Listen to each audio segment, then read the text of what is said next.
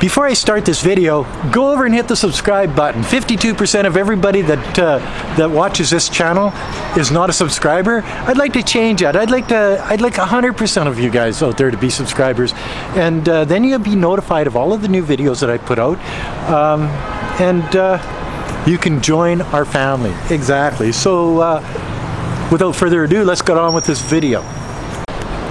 Welcome back to the Guilao 60 channel. It's just come out that there's a new virus coming out of China. It's not a new virus, but it is a very scary one. They say it started in Japan back in the 80s, and then went to places like Syria and Afghanistan and Libya, Iraq, places like that. It started out being Japphobia. Yes, Japphobia. Back when the Japanese were competing in the car industry against the United States. You see, and Americans are very susceptible to Japphobia, and then it changed to Islamophobia. Now it's Chinophobia. But the Chinophobia is by far the most virulent strain that we've seen out here in the real world, and you know, it's very contagious. The Americans got it first, and you know, anybody that got close to the Americans, they got it too. So you know, it's transmissible to people in close proximity, like the Canadians and the Europeans, Australians, New Zealanders.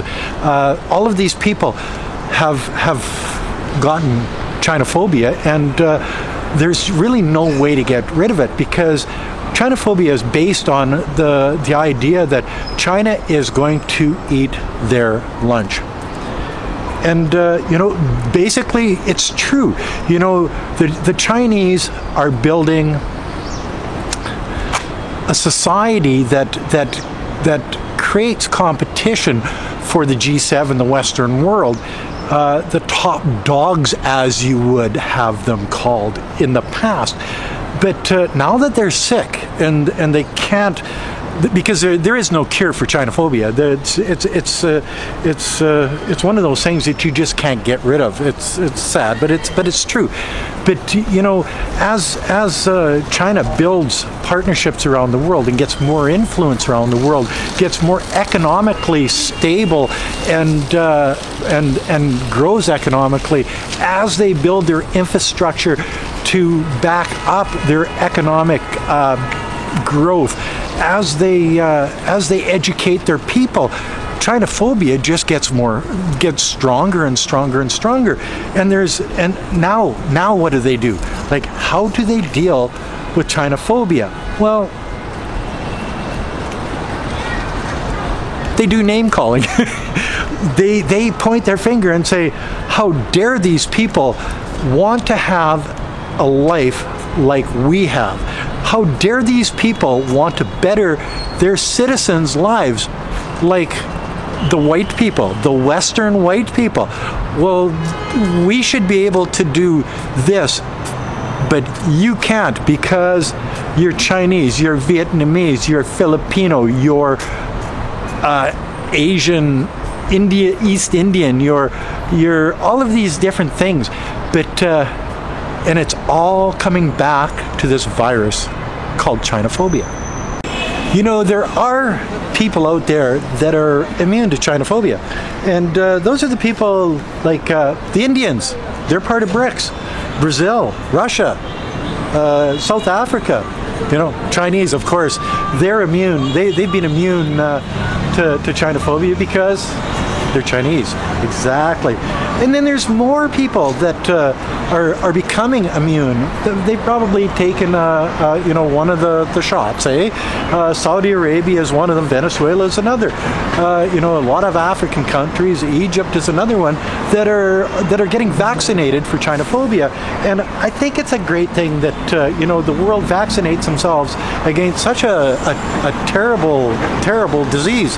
And as they do this, there's more peace around the world, because Chinophobia sort of promotes peace and understanding, partnerships, economic growth, all of these things. So you know, to get Chinophobia is a bad thing, but in the end, maybe if all of these people that get Chinophobia get vaccinated, maybe, just maybe, there won't be a third world war. For one thing, they won't be an enemy as they've been called, and everybody can get on with their lives in peace and harmony, and just try to make a better world. But until we get this Chinophobia thing under control, nothing, we can't go forward. It's just the way it is. So what are we going to do about that? One of the really scary things that brings on Chinophobia is de-dollarization. The idea of not being able to sell everything internationally around the world with the American dollar brings on Chinophobia. It's sort of like a precursor to the disease, and as countries like China, because it's Chinophobia, as countries like China do less cross-border trade in the American dollar, well then, because in March of 2023 was the first month that China traded more in their yen, their RMB, than they did in American dollars cross-border.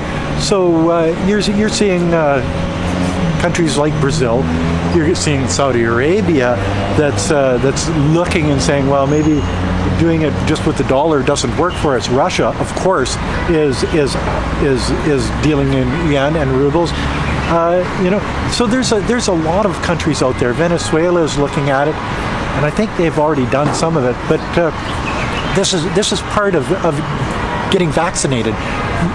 You know, getting rid of the disease. And it's working for a lot of people out there in a lot of countries, so they don't have to worry about Chinophobia. Actually, because of BRICS, you know, the economic partnership between Brazil, Russia, India, China, and South Africa, 40% of the population in the world is already immune to Chinophobia, which is sort of good. You know, 25% of all the GDP in the world is immune to Chinophobia. Go figure. You know, if they could only have done that with this Islamophobia before, because a couple of people did bad things to the United States, while everybody that believed in a whole religion around the world, one of the largest religions, maybe even if it might even be the largest religion in the world, they all became enemies of the United States. So, you know, Islamophobia was a pretty serious disease back then too, and you know, it caused millions of deaths, and at the hands of the people that had Islamophobia, because the disease was so terrible that they couldn't help themselves. They had to bomb these people. They had to subjugate them. They had to make sure that they understood that the disease that the Americans and their close allies had was more important than the people's children, livelihood, their country, all of these different things. And you know, I can understand that, because, you know, like, what's more important than the American way of life and democracy? You know, because obviously democracy is a big thing that you know, to save yourself from things like Islamophobia, Japophobia, or now Chinophobia. Like, think about it, guys. You know, this is pretty serious shit here. One of the things that you know, the Americans, Canadians, and whatever can do to get rid of this disease is maybe start dealing properly with other countries around the world, instead of looking at competitors, economic competitors, as an enemy, as somebody that has to be put down, has to be contained, because you got to contain a virus. You know how the words that they use, you know, we're here to contain China. Well, because of Chinophobia, we don't want that getting out everywhere. You know, like, it's we've already got it in the United States and Canada and Great Britain and stuff like that. What would happen if everybody had Chinophobia? Well, you know, it would be well, that's what they want, isn't it? Anyway, you sort of get the idea of what I'm saying here. There's a disease out there, and it has nothing to do with the Chinese people. It has to do with the Chinese people wanting to have a country that is strong. They want to have the best that they can have for their children, education, healthcare, the whole 9 yards. And to get this, the country has to become economically strong. And to become economically strong, they have to compete with countries like the United States and Canada and Great Britain. But those other countries, like the United States, Great Britain, and Canada, don't want China to become strong, because then they have to compete financially with them. And this is where this disease comes from. They don't want you, as a different country, to be as strong as them, because if you are, they lose somehow. That's the disease, because really they could be gaining through cooperation with China, with any other country out there, Brazil and Venezuela, instead of sanctioning and trying to subjugate them. Why not make them partners? Why not build the world rather than just build your own economy? America first. Yes, we saw that during Trump. Sanctions against, well, even sanctions between the Americans to the Canadians, softwood lumber.